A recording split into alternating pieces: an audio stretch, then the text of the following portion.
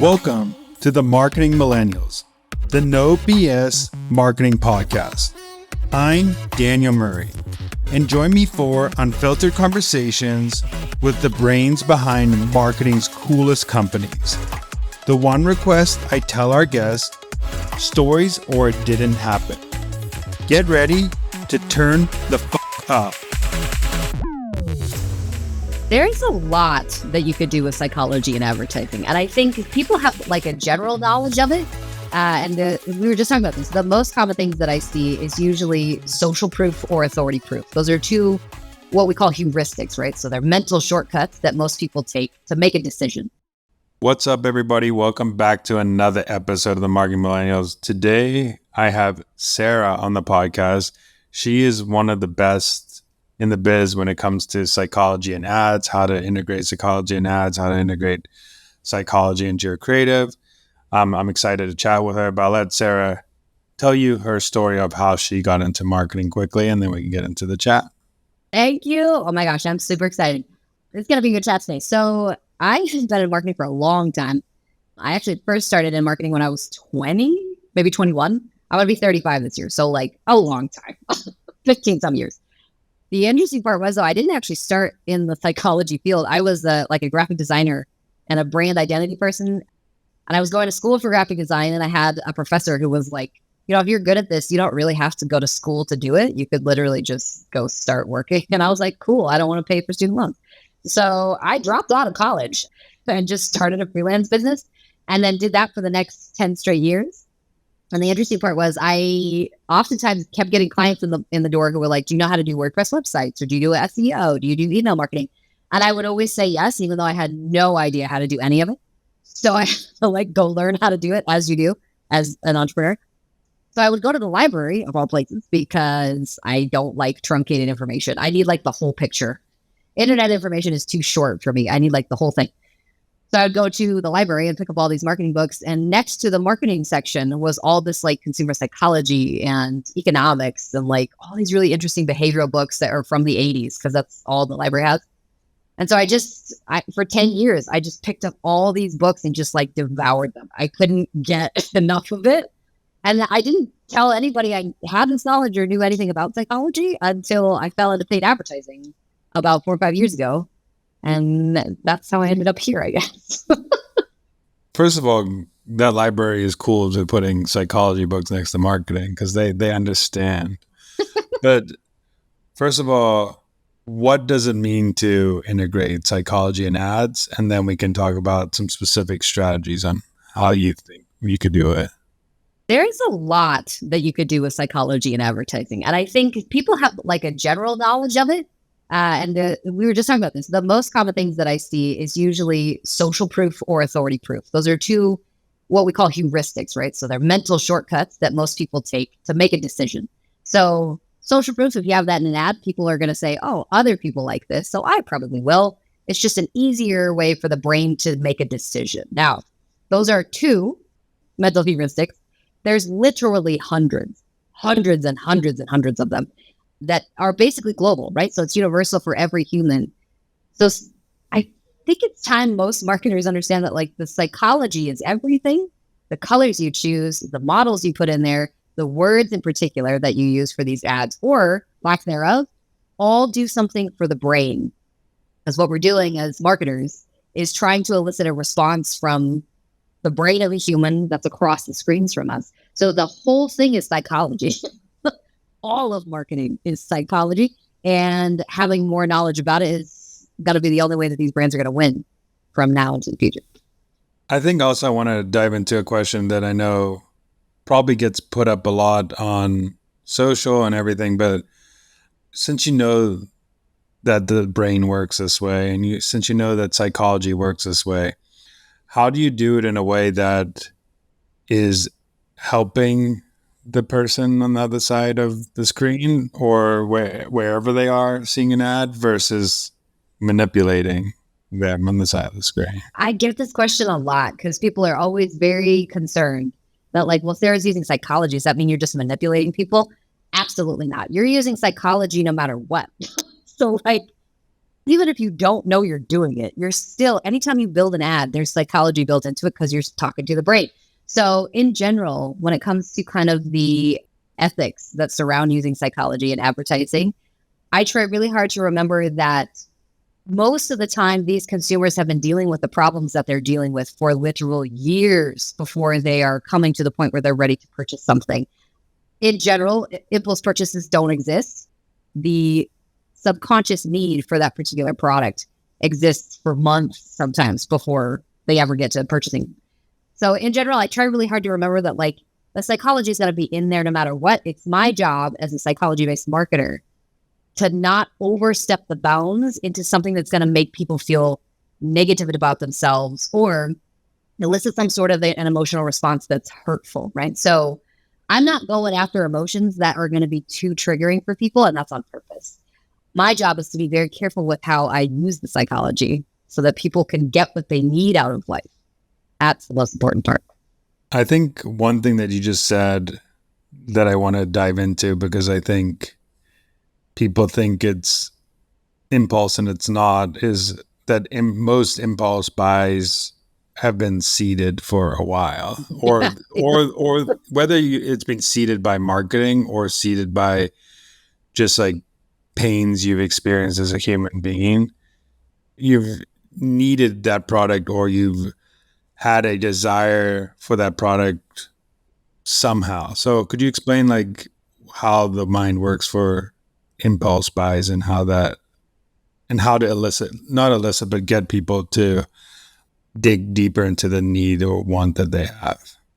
In general, I would rather people not go after somebody who's an impulse buyer. Mostly because impulse purchases don't exist, like I said.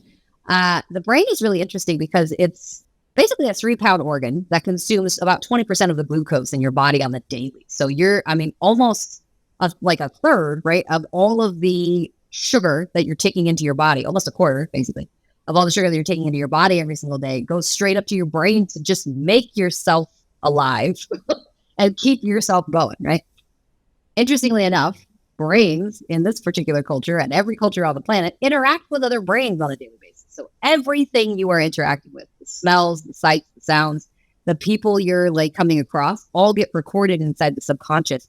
And that over time, depending on the negative or positive experiences that you go through in life, will generate the human that you are. So from this, you usually have all these deep-seated needs and hurts and fears and pains, and also all of these great aspirations and goals and abilities and like really interesting things about your personality that are coming from decades of experiences on this planet.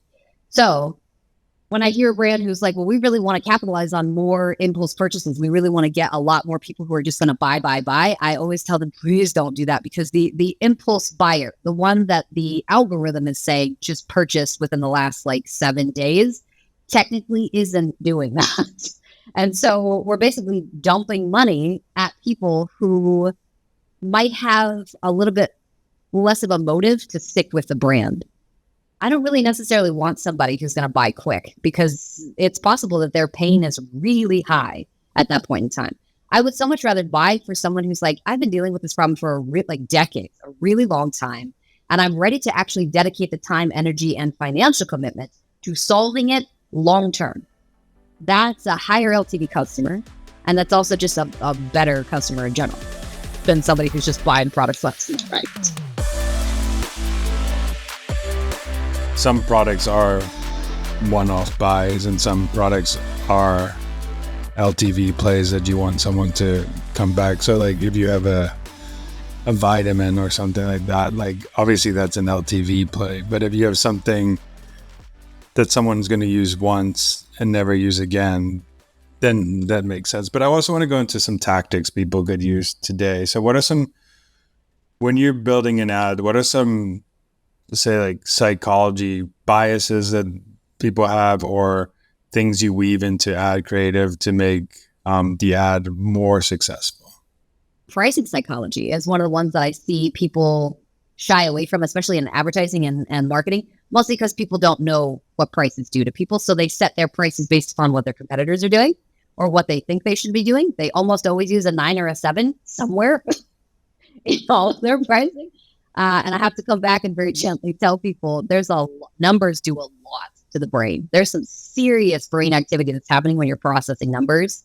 And so pricing psychology is probably one of them, especially this basically anchoring prices to each other. So one of the best brands I've seen do this is a brand called Billy, and they do it for razors, right? So there's similar to like Dollar Shave Club, where it's cheaper razors for women. And they have a price that's almost always this kind of like $5 per box of razors or whatever it is. Real cheap, right? DSC brand. Now, in almost every ad I've seen from them, they always use a price anchor. So they have a $10 like symbol that's crossed out, and next to it is their $5 price. This is like one of the best ways to position your product in the market, because most of the time people have general anchors in their head for how much things cost, right? Based upon all of their interactions of all of the products that they usually purchase. But they don't necessarily have an anchored price in their head while they're watching the ad. So they have like a general knowledge. Razors are probably somewhere between like $5 and $10. But when they're watching an ad, their brain is basically double checking all of the information it has about razors to see whether that 10 and 5 is an actual good deal. So I wish brands would go further into pricing psychology, because there's a lot you can do with it. It goes all over the place.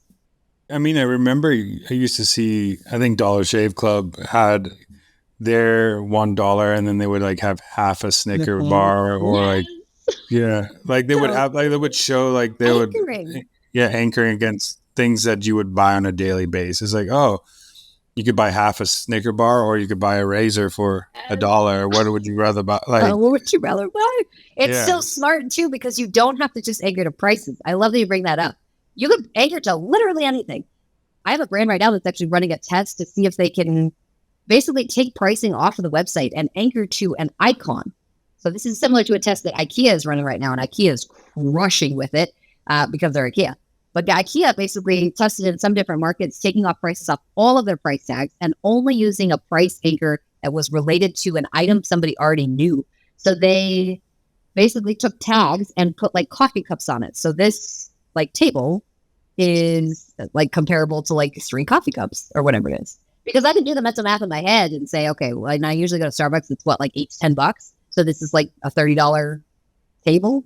I can do the math really easily without actually seeing the numbers. It is bonkers. Like the brain is insane. It's crazy because people will easily buy small purchases that add up to what that large purchase would be, but they don't understand. Like once you put it in perspective to them and say, hey, I mean, you don't have to sacrifice, but you could sacrifice having coffee for like 3 days and buy this table. You could buy this table that you need in your house or you want in your house. Absolutely. I mean, you can anchor to all kinds of things too. You can anchor to another brand, which is actually very smart. Hertz did this a while ago. Hertz and Avis. Thank you. Avis. Yes. So Avis was second to Hertz, right, for a very long time. Hertz has been on the top for forever. So Avis was struggling to kind of compete in the market. So they basically took an anchored stance and generated a giant campaign that said, you know, we're the underdogs, which means we have to try harder. So they were trying to tell people we're second to Hertz. On purpose, we told you this. And because of that, we actually have better customer service. We try harder with our customers. We're not as awful to work with. And it worked. I mean, it grew their brand significantly during that time period that the campaign was running. And then they turned it off, which was very sad on their part. But in general, you can anchor to all kinds of things and see good success with it. Also, I think that ad had one other thing that is a great thing to do in marketing is that they basically admitted their flaws up front and then they told them why they're better. So it's like, okay, hey, we know we're second. So they built trust with the audience. They like came out and said, we know we're second, but actually second's good for us because we will spend more time doing things for the customer, doing this, doing that. So harder. They anchored in the sense of that, but they also admitted flaws up front. And then they were just like, okay, that builds trust. It's kind of like when you go to a restaurant and they like, you say, do you suggest you get the chicken? And they're like, no, the chicken sucks, but get the steak. Yes. My husband does this all the time. He always asks, every time we go to a restaurant, he always asks the waiter or waitress, like, which one's your favorite, right? And the servers are always like, well, they'll get this one or this one or this one. But this one is amazing. And it's always amazing. Every time they give us the suggestions, always amazing. Brands should do this too. Like, we need to come out and say, we're not very good at this. But because of that, we're trying really hard over here. Like, we can't fix everything because we're human, but like, we can fix a lot for you. This transparency is really important because it makes the brand human, and humans buy from humans, not brands. We dove in a little bit about price anchoring. So what are some other strategies you weaved into some ad creative or ads that people can use today that can help their ads out? I tend to err on the side of being as emotional as I possibly can. I think a lot of people are very nervous about that because emotions are not very accepted in this particular culture. However, the more emotional you can get with somebody, the better. Now, this doesn't mean that we're trying to go in and be just crazy flowery with our language and just be fluffy feely all the time. I'm trying to identify specific emotions that are coming out of each customer subgroup. So I use something called an NLP report. It's natural language processing. Basically means that I'm doing linguistic analysis to try and identify which emotions are coming out of our customer base. And doing this, I usually categorize into 9 different emotions. I can tell pretty quickly, depending on the language that they're using, which emotion they're currently feeling or which emotion they solved by working with brand. Because I'm usually taking all this data off of reviews. So this is after purchase.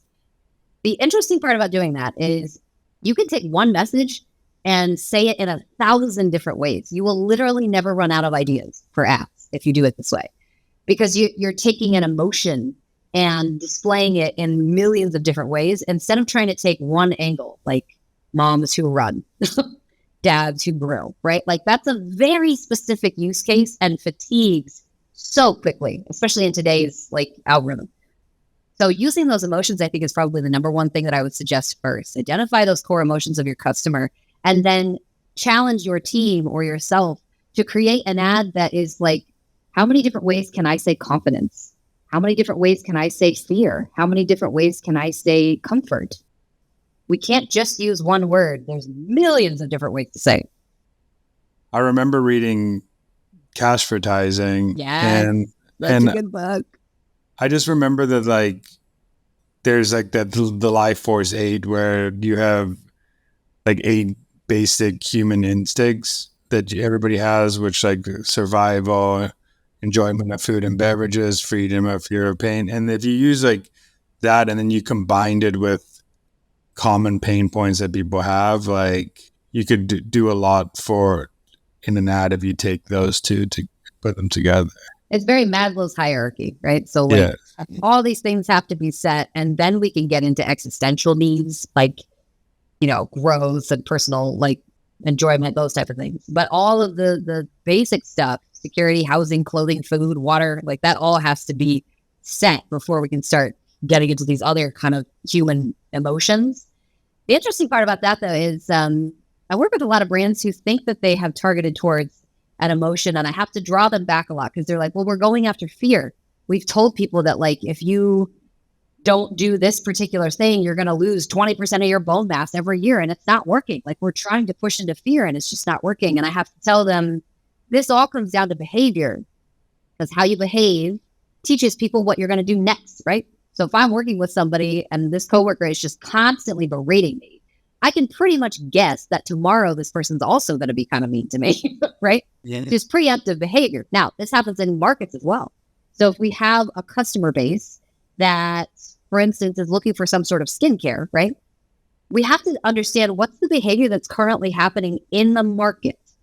Are they putting a lot of lotion on their face, or are they bar soap users? Because that's a very different market. Are they the type of person that uses a dermaroller religiously? Or are they the type of person that just like rinses their face with water at night and calls it good? Does she go to sleep with her makeup on? Or is she like, hell no, I got to take all that off before I go to sleep because I don't want to get like breakouts? What is she doing behaviorally? Because this will come into play when we start to draft ads that speak to the human experience. It's so much faster, way, way cheaper if we speak to the behavior and not necessarily just to an emotion, even though I just said use emotion. You got to use emotion and behavior. The point you just made is very interesting because when you tell people, like, for example, in the future, you could get 80% like less bone, like humans can't think that far out, especially like younger, like you're the position to how it can help them right now or today. And if they keep doing this activity, it will prove for the later. You can add that into, but I think I was talking to Rory Sutherland about, he did a I campaign. love him. Oh my gosh. Rory's my idol. He's amazing. Yeah. But he was telling me how, like, in UK, they were trying to get more people to do pensions. And it was hard because especially younger people can perceive what it's like to retire, like in their Yes. head. So Yep. like I forgot how, but he just changed the messaging that instead of that, it's like investing, like it's only taking 5% of your salary today Yes. or something like that. Yes. You got to put it in context. Yeah. 100%. Rory's the master at this too. Of basically behavioral marketing is what we're talking about, like behavioral science-based marketing, where we're talking about what does this person currently value? Because again, if you're selling something like insurance, which is very similar to selling supplements, I will say, the cognitive struggle with that, insurance and supplements are very similar. So if you're struggling as a supplement company to try and get people to stick with your product, it almost always comes down to the fact that people cannot think almost farther than about 3 months ahead of time. Even 6 months out, that time frame is too difficult for the brain to understand. Even though it knows what 6 months feels like, it has no idea what it's going to be doing in 6 months. So it doesn't prioritize future very much over current needs and current pleasures that it's trying to like figure out. So if you're selling something like supplements, insurance, those type of things, it's best if you can bring it back to what are you currently losing? This year, you're going to lose 2% of all of the collagen in your body, which doesn't sound like a lot, but that could be the difference between a handful of hair this year, right? Like you got to put it in the context of what these people are currently experiencing and then connect it. You know, you're going to be taking the supplement so that next year's you can keep her hair. That's the way to do it. Like even like for men with like hair loss, like most men start the process when they're losing hair, but when they should really start when they aren't losing hair. Like, That's way the time. but Yep. like it's marketers could position it as, hey, like keep your hair that you have today for 10 years down the road. That's different than saying, hey, you're going to lose your hair in 10 years. And you could be like, oh, maybe I have the genes that don't lose my hair. So I don't need to buy this today. Yeah. They'll roll that dice if they're not currently experiencing it. Yeah. You would do better to talk about the fact that like, if your father lost his hair, he lost it at your age, not when you're 10 years down the road. You may not be seeing the hair loss yet, but the wheels are already turning. Like this year, you're going to lose hair, right? So you're trying to come back to, again, all comes back to that human experience and behavior that's happening currently. Very important for brands. So we've done two. So pricing, you've done like using emotions. I know we talked about two before the podcast, but I think they are important to note that you can use these two. But one is using social proof, UGC, whatever people will use, and then the second is using like an authoritative figure, whether you're selling toothpaste and it's a dentist. How have you seen people do this well? Because I think some people do social proof in a bad way, and some people do it well. So how do you see people doing it? People think social proof is a testimonial, and that's not at all what it is. Social proof can come in the form of a testimonial, but that's not what it is. When it comes to social proof can literally start entire mass movements within a culture. It's literally herd mentality. It's people following people is all it is. So the heuristic of social proof comes down to, if other people like it, I probably will. Or if other people like it, it must mean that it's not damaging. It's not bad for me. It must mean that somebody tested it, which means I'm safe. It's a safety kind of a mechanism in the brain. And this starts from babies. Like babies are very keen on watching what their parents eat and how their parents eat it. So you'll notice that at like a really young, I have two kids, a 5 and a 3-year-old. So I just went through this, but at a very young age, these kids will start picking up pieces of food and like just practicing, right? But they'll also watch you eat food. So if the baby's sitting on your lap, they'll just watch you put things in your mouth. It's very creepy how they just sit there and watch you. But this mechanism that they have for watching teaches them how to eat, right? And what not to eat, basically. This happens at a young age and we carry it all the way up into adulthood. So we follow people constantly just to double check and make sure we're not going to poison ourselves. We're not going to walk off a bridge. We're not going to do something that will like damage the body. So when it comes to social proof, I would so much rather you as a brand help your customers do the talking for you instead of like you trying to say we are a well-loved brand. Now, that doesn't mean that you should take all this, 5 stars off of things. I want you to continue using this like 20,000 customers love it because it does work. But what I would rather you do is help your customers tell other people for you, because that word of mouth marketing is 100% how social proof works. It's people telling people. That's an example I have of this is actually Apple did this very easily.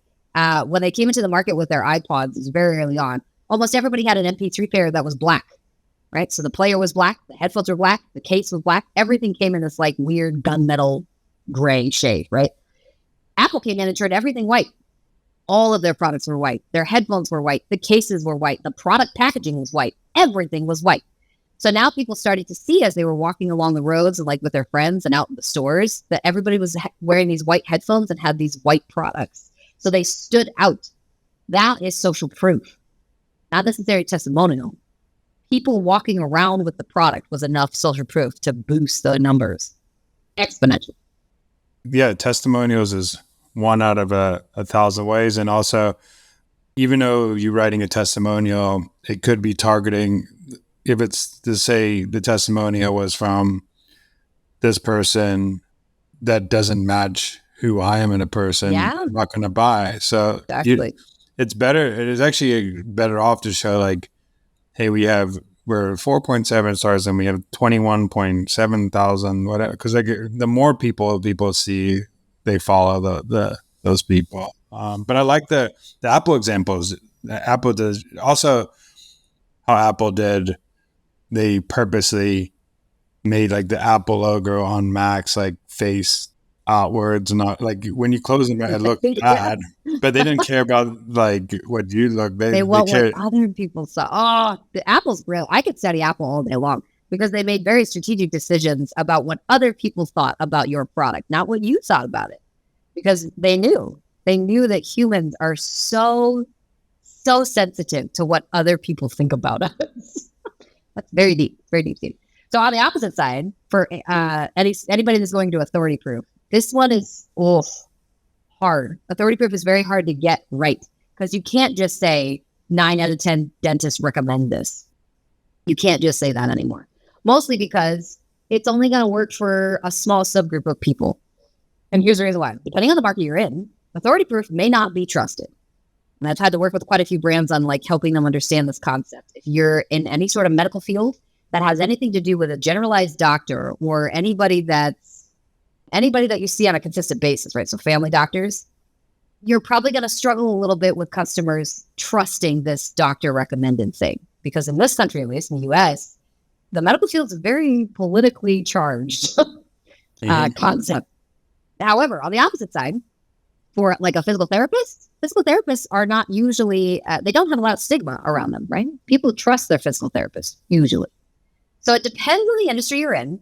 You have to be very careful about how you frame things. Now, one of the best ads I've ever seen, and I'm just like, this is so freaking psychologically brilliant, was a company that makes toothbrushes for kids. And on there, they literally just said 9 out of 10 doctors recommend your child use, a toothbrush and brush twice a day. But the 10th doctor recommends us. That was a really interesting psychological shift of like, holy crap, 9 out of 10 doctors are telling me this. Why does that particular dentist recommend this brand, right? So it gets you thinking a little bit about, do I trust my dentist? So that brand was very smart and trying really hard to narrow down into this, like, do you trust what your dentist tells you? Because it's possible that your toothbrush is the reason why your kid has cavities.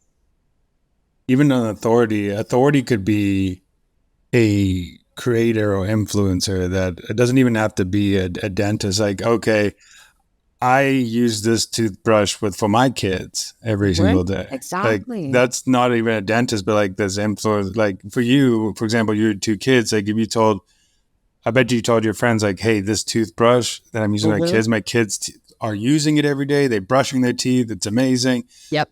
That would probably go a longer way than saying like 4 to 5 dentists that do that, because you coming also from sometimes a place of authority, because you like, okay, I have kids, they understand that I'm a mom, I get it. That's also an authority figure, because you're just like, moms take care of kids. It doesn't have to be like someone who's necessarily like specialized in like kids, or like, hey, I went to my dentist, love the dentist, they're the favorite in the community, and someone else is talking about the dentist, and you're recommending a product that the dentist told you. So Works out.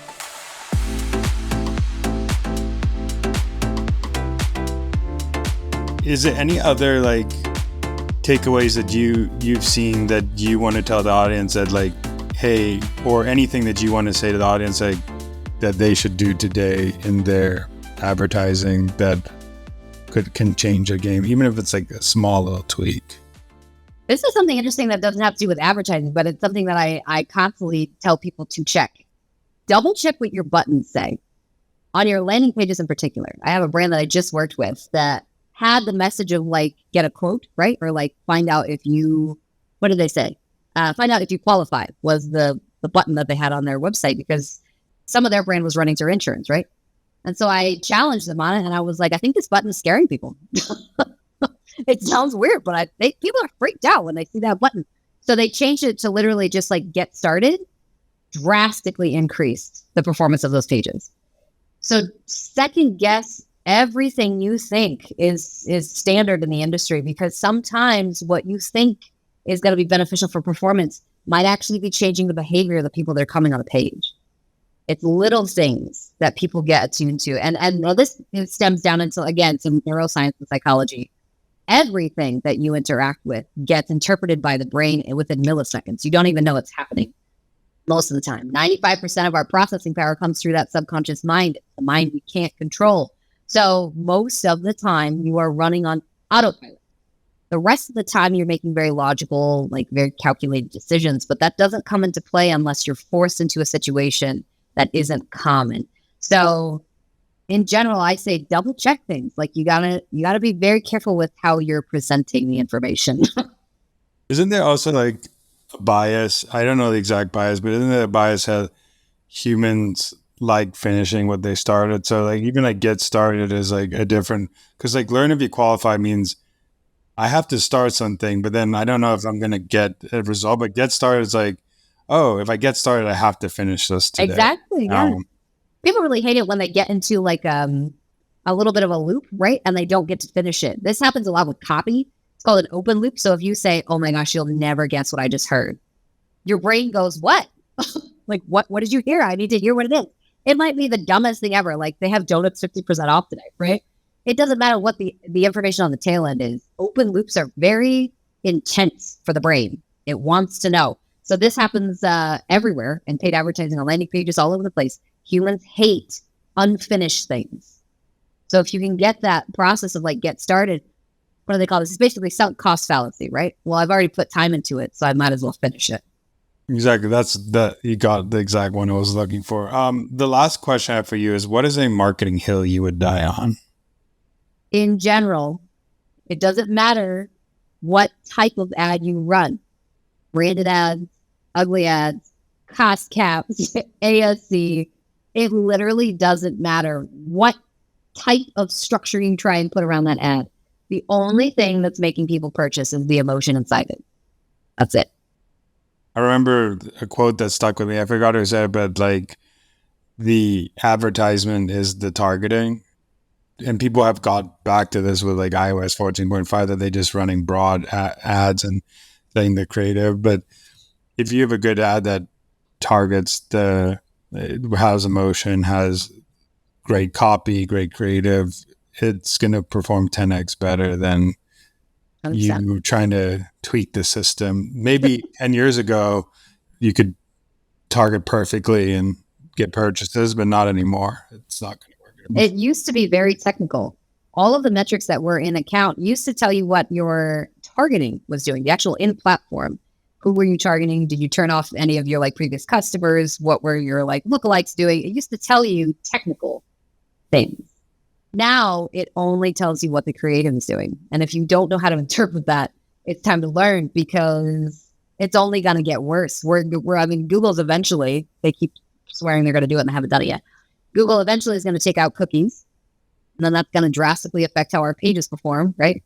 We're also coming up against iOS 17 coming up here, which is going to change a whole bunch of other different privacy policies that we're running into. So there's like, it's just going to get worse. We're going to get more and more and more restricting. So you might as well take the time to learn how to emotionally market and how to be more behavioral based, because that's the only lever we have left. And even just to add on to that point, I think that's why like older marketing books are so great, because they didn't have like the technology we had today. They didn't have, but they still got customers through the door. They still got people to walk in the snow to turn in a mail check. So Yeah. if you can use psychology and great creative, like laziness is like it's out the door now. You have to start stepping up your creative game, your psychology game, and all that good stuff. 100%. Yep. Lastly, where could people find you?